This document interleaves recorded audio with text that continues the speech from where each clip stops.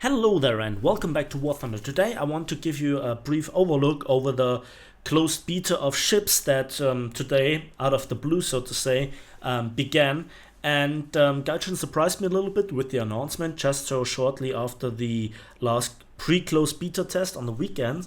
And so I had a lot of fun testing certain ships, especially the SF40 Leichte. And of this Flakkampffähre, beautiful German name, I will show you later on some very intense gameplay. This is basically like letting an E100 with a few whirlwinds on top of it fight some potato trucks. It is ridiculously overpowered, and we will come to this later. First of all, we have two nations, the Americans and the Germans. And we can see that with the tech trees here next to the army aviation, now there is the third one, the fleet, which we had like 5 years ago. Then it was removed. Now finally we have it back with actual content in it.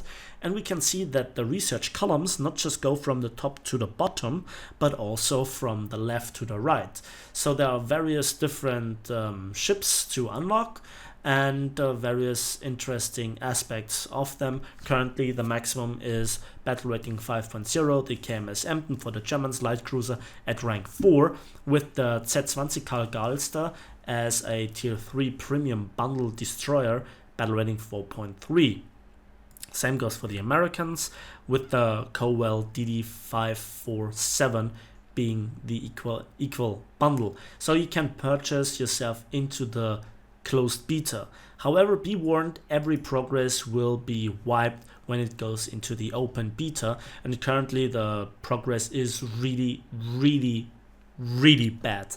It took me like a few hours to get the 4,000 research points between the S-Class S38 and the SF40 Schwere Flakkampffähre, which I really wanted to get today. However, how to say this? I expect this to change, despite having a premium account and boosters and very good matches with a lot of kills and capture zones and assists. I didn't get a lot, so it will take me days to unlock the SF40, and that can't be it, can it? So I expect this to change for Gaijin actually getting some tests in. And now let's have a look at certain differences. So first of all, I go over them relatively briefly. Dry docking, you get faster. Rudder replacement, turning circle gets tighter. Propeller replacement, you get faster acceleration, same with engine maintenance. Then the tank's favorite, tool sets and fire protection system, so the equivalent of repair set and also fire prevention equipment. Then the shrapnel protection might reduce the incoming damage. New pumps are self-explaining, new ammunition, improved rangefinder, which makes it different. Smoke screen and artillery support are known from tanks. Torpedo mode for this ship at least, plus 4,000 meters of range for the torpedo, but for less torpedo speed. But the torpedo is very fast nevertheless. Primary armament increases your gun pitch speed and jaw speed, which is really important. And if we now look at, for instance, at the KMS Emden, we have also some different modules. The ventilation comes after the fire protection system, so I'm very interested in what this will be. Then we have also ammo wetting, so wet ammo racks basically, anti-aircraft targeting, auxiliary armament targeting, primary armament targeting. So this is very important for your shift. So I think there is a lot of stock grind involved with ships, but we will see how it actually affects the ships. We have, some ammunition types to unlock. So HE shell, then the armor piercing, then the HE shell with the base fuse. Same goes for the 105mm guns. And if you look at here the armor piercing, we have 279mm of penetration, and we have a fuse sensitivity of 40mm. So this is now a bit strange because I shot with those guns at patrol boats and the shells exploded inside the patrol boats, and they don't have 40mm of armament. And what I also complain about is why the ship just didn't blow up when I shot it right into the ammo rack. Now the explanation here is in the preview, when we just well, just take a second looking at this beautiful model. I really like it. And now let's go into it and let's see where the armor is. So what we knew is here this armored belt of 50mm. It begins here, then we have here 40mm, so just enough to activate the fuse if you fight against yourself. And now the explanation here is internal second armor layer of 40mm that is angled, and I think this is called a turtleback armor, and there is some spacing between. So if the fuse delay is short enough, it will explode on top of this and just will not deal any sort of damage. And the deck armor here is 20mm, so this might explain why bombs are so lethal, because they might have enough penetration to go through this if they have like half a second delay. We have some additional armor here, and here the conning tower for the captain, and of course 6mm on the gun turrets, but the small calibers seem not to be armored.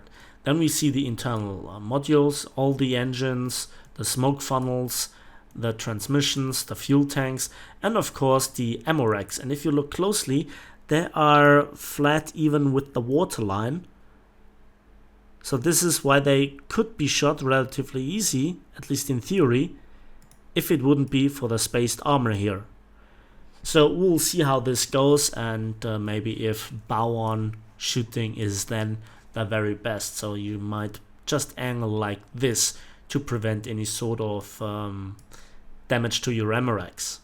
But this is speculation for the future, what is what with the lower tier ships. And we also can see that we have customization here with the decals, just with tanks and planes.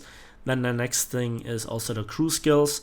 Ship commander has leadership.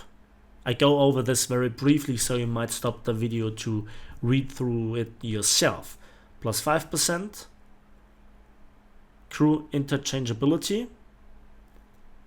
radio communication. Then for the observers, we have here air target detection distance, kind of a spelling mistake. Then the surface target detection distance,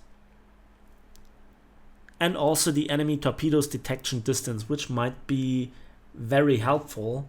So from 380 to 500 meter might just be the difference to be able to turn your ship. It seems a bit equal in terms of how much you get benefit from it, percentage wise, from World of Warships with the vigilance. Then the engine room has ship controls, fire prevention. Then the gunners have main caliber reload speed, auxiliary caliber reload speed, AAA caliber reload speed, then AAA gunner accuracy, auxiliary gunner accuracy, and then distance fuse set accuracy.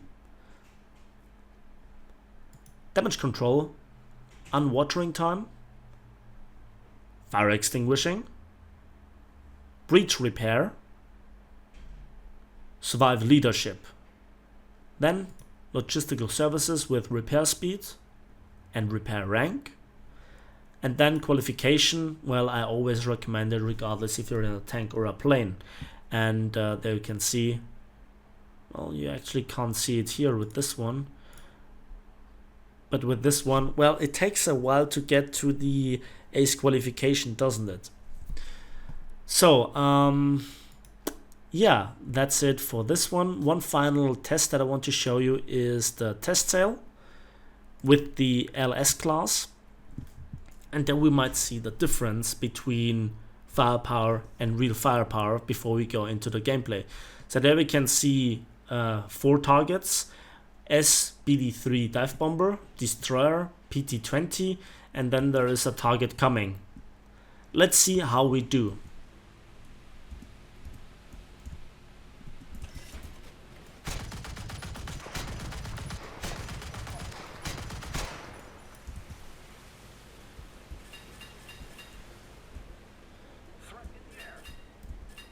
So I get also acoustic warning, and my gun has already overheated, and there goes the torpedo.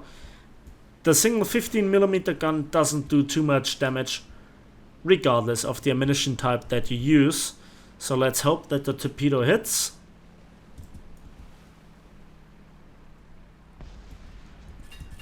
Beautiful, hull break. Now you can see the ship is relatively fast.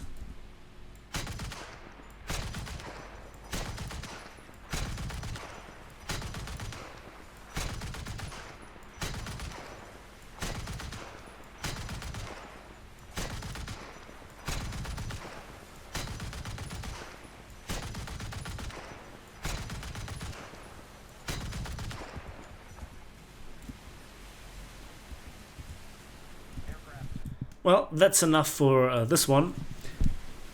It's your first ship. You have to play a little bit to unlock other ships with 20mm and 37mm. But the first thing that I bought with the remaining Golden Eagles was the SF-40 Leichte Flakkampffähre. Beautiful name. And let's see what the difference is here with the default universal belt versus the same target. Just look at the pure damage output of those 4 quadruple 20mm.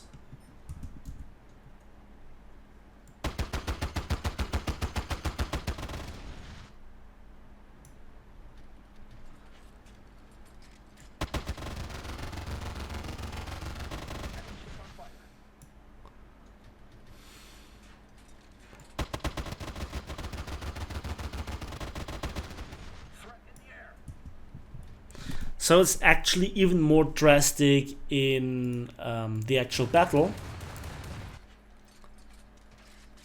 And that is what I want to show you now. So the first thing before we go into the battle is my question. Did you like this kind of preview? Give it a like, let me know in the comment section. And I think that's now enough. Let's go into some gameplay. So now we are on the North Sea map, and this is how slow this ship is and how currently the matchmaker works. So yeah, let's just talk about this thing for a brief moment to understand why I want to show it to you. So first of all, it is very slow with around about 16-17 kilometers an hour. That is like a mouse. That is somewhere between a mouse and a T-95. Then we have a little bit of armor around the turret mountings of the quadruple 20mm, of which you have 4, which at best can shoot all 4. Here you can see me trying to shoot over the landmark, which doesn't really work. Once you are in position, you have no natural enemies currently in the test, at least today. Nobody can really challenge your armor, nobody really can survive your return firepower. The only thing that you really have to fear is torpedoes, if you cannot avoid them, and also, well, suicide planes, probably with rockets. So planes I could shoot down when I was aware of them and when I could turn my turrets into their direction. Then the firepower did the same.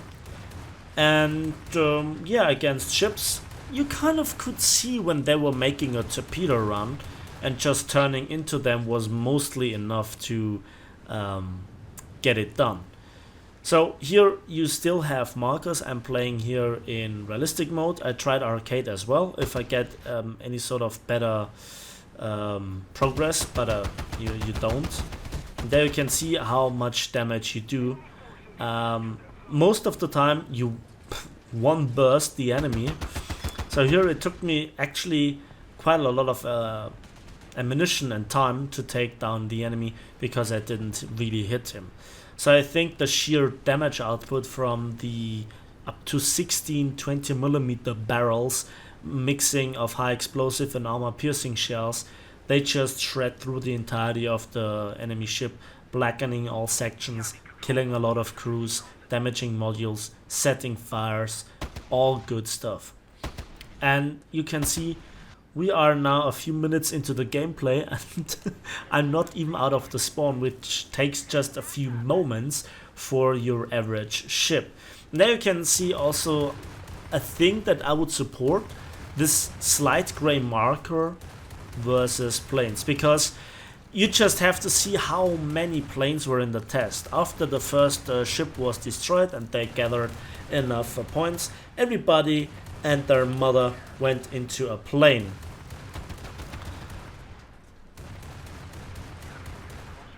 Now obviously you have to you can engage the enemies at up to 1.5 kilometers with those 20 millimeters, and well, very often one hit does a lot of damage versus aircraft, except if you hit with the armor piercing belt. But let's see what this Heinkel 111 says. Well, he doesn't really like it, does he? Oh, yeah, and that's our second kill, first air kill, and we hit the A36, I guess.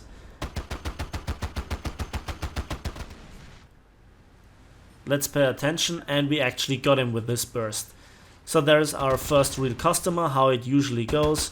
You try to rangefind it, you try to fight here the rangefinder. Usually they shoot above them, then you overcorrect, and then you miss the ship entirely. And there you can see he doesn't have a lot of fun. He's burning on various different locations. The crew is down, he cannot really maneuver, he's losing speed. And there we go, triple strike, crew knockout. So I just spray here the enemy, and there you can see it doesn't really take a lot of time to do insane amounts of damage. And while I'm burning, I barely lose crew, I barely lose integrity of my ship, and so we just can hammer them really good. And we are just approaching A. So this is where those Marinefahrprahms and those artillery flak fighting platforms might have their point. One idea that I got when thinking about those is that you might be able to tow them with, well, ships that have very strong engines and better top speed, so that they, God, this is disgusting, so that you get this thing into combat faster to support your more fragile ships that then can go into flanking position. There we can actually turn into the torpedo and shortening our rear so that we actually don't get hit by the torpedo. One torpedo hit is really, really dangerous. Oh god, is that disgusting. It is fun, but make no mistake, this thing is completely overpowered versus lower tier opposition, and even against higher tier opposition, they really cannot challenge you. So this is the combination of firepower, various different sources of firepower, rapid rate of fire, lots of ammunition, and armor. It's just so good. It's insanely satisfying. Not so much for the enemy, so I expect this thing either getting nerfed, the damage output getting reduced, or simply the battle rating getting increased. Or in good old Gaijin fashion, we just ignore the problem and say there is no problem, and then keep on adding new stuff. But I digress. Watch this. First good hit, and we get the kill. So that's a gut. That's again a double strike, and now this scene comes up. Yeah, I see here the enemy in the smoke. Then we shoot at the first one. We do damage. We kill him. Where is the other one? There it is. Let's reload. And we fire. And then out of the blue, a plane comes, and I get kicked out for team killing. Yeah, that just happened. I'm sorry, but if planes do suicide runs on targets that I shoot, it's not my fault. And now let's have a look at another match. And my first customer of the day was this patrol bot, but I just couldn't get guns on him in time to really deal damage. Now this castle in the top is kind of similar to the castle on Fulda Gap, and again we're very slow. Bit annoying really, the speed, but what can you do? You have to deal with it. At least then when you are in the fighting zone, you're absolutely deadly. So I think the arch nemesis for this plane is for this plane for this square cube of death is probably anything with fast torpedoes ambushing you, planes that can drop very fast torpedoes like the American with the modified torpedoes that you can drop from relatively high altitude with a lot of speed and are also, well, very lethal. And maybe anything with cannons, but we'll see because I didn't get shot with cannons. So the upcoming fight will be quite interesting because it will be against another SF-40 leichte Flakverbram. And it's very interesting how I do this, or Flakkampfere rather, how I actually go into the fight, where I target him, how the return fire is, and what I can do. Here's the opening shots from the 37mm. I aim immediately for the middle section and we immediately blacken it, so that's good. So that's a good opening salvo, but we really haven't reduced his combat value, so we aim for the frontal quadruple 20mm and we actually take it out. I try to do the very same to the rear one, but I don't quite manage to hit him, but hit a lower part, which now also got black. And I try to hit him, but now he stops and he actually reverses, messing up my aim. My aim is also not very accurate, and now I have to turn due to the island being in front of me. So despite being in a combat with another vessel, which might take some time, you must not lose your situational awareness. That's very, very important. So it's really this where another plane of yours or a fast attack vessel could just drop a torpedo or a bomb at this guy and just shorten this fight. We take out the second quadruple 20mm position, and I just want to damage him. A 37 meanwhile shot down a TBD-1 plane, which is very nice. And now I realized I got shot from the side and there is an LS. So you can see how long my turrets take to turn, and if this guy would have been confident in a torpedo, he wouldn't die. He wouldn't have died like this. And there is another one. There is an aircraft coming in. Aircraft very often deliver torpedoes and bombs, which I don't like. I didn't order this at Amazon. Thank you very much. Triple strike. And now where is this boat? Where is he? Oh, there you are. Hello, sunshine. Well, that was a bit disappointing. And we get a kill assist. Ooh, that was nasty. So, to prioritize your targets, you can lead a charge, and if you then have support, for instance, with aircraft that slow down enemy approaches of planes, you can shoot at them when they stall out. So we get here the multi-strike ×4 with another kill at the Ju-87 Stuka, sorry, and that was already 3 planes. So I think this thing is very good at anti-ship and anti-plane, so good at anti-everything. It's a bit weird to aim those 20mm because sometimes the auto aiming system is messing up your aim and also letting you shoot somewhere into the sky despite you just aiming forward, and oof, that was quick. Another kill. There's the aircraft, and now this is the problem with this thing, at least the upgrade, because this was before I got the upgrade for the faster turret rotation speed. And those 18% also in elevation speed are quite noticeable. And so when I finally turned my turret around, he was quite at some safe distance. But you should not really fly too cocky, because there are so many shells in the air, there are so many guns pointing at you. A random shell just can be the end of you. So now the enemy wants to save A, and we deny them that. So that's already again 6 kills. Now I empty my barrels to get a fresh clip into them, so that I have the full burst mass and full burst power when an enemy comes around the corner.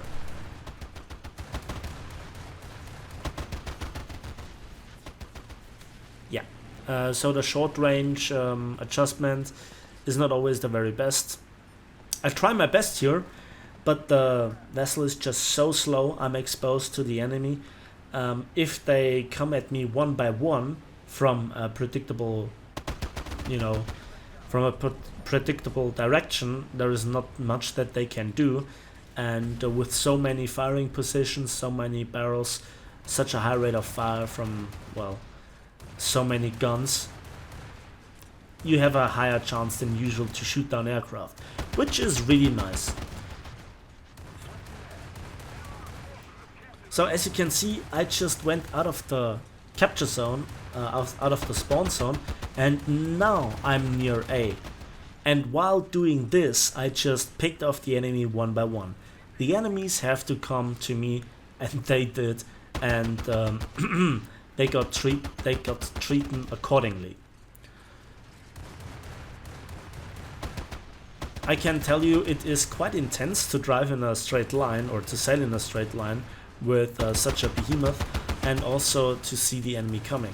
Most of the time they do you the favor of shooting at you and giving away their position where they are, and the most persons just don't have the cold-bloodedness to just how to say it,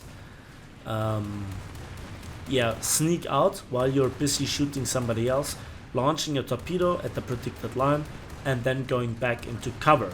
Most people don't do this. I think this is also a good way to counter this, but again, it takes teamwork, it takes a lot of situational awareness, and if the enemy in this thing is aware of you, you are in a world of trouble. I think you actually need a torpedo to actually do something about it. That was foolish. So 8 kills by now, which is really nice. And the enemy, well, there were not too many enemies left at this time, and I just shoot randomly. So you can see, this is like with a T-95 in tank RP. You have the enemy come to you, and you're even less maneuverable. However, you have a lot of guns and a high rate of fire, and look at this. And we got another plane, so that's good. So we still have so much crew. The sectors by themselves are actually not that damaged. Just the middle section is all black, but it looks actually worse than it is. We're not flooding, we're not burning. We are still fully combat efficient. And we have not even run through the majority of ammunition. So 6 aircraft and 3 ships. Yeah, it's really a closed beta ship test, isn't it? I find this very amusing. So I have to say, the maps look really awesome. And for the faster ships, the maps are sometimes a little bit too small, especially for the low tier ships that just can go with 60-70 kilometers an hour. But for ships like these, I think it's quite right. There you can see the huge amount of damage that we do, and with one burst we actually kill him with a crew knockout, and that's our 10th kill. So let's have a quick look at the results, and we get a huge amount of array of medals and awards, 30,000 silver lines and just 566 modification research points, and just under 200 vehicle research points with 4,710 score points. That is really pathetic, and there you can see the upgrade status. If somebody would have set me on fire, I would have burned down slowly but surely. So I think this is something that needs to be changed. But however, that's it for me today. So thanks for watching, thanks for listening. I hope you enjoyed this little overview of the closed beta, at least at lower tiers. You got a rough overlook. Let me know if you liked it. Give it a like if you did. Subscribe if you want to see more. And we'll see each other on the battlefields, in the skies, and on the waves of War Thunder.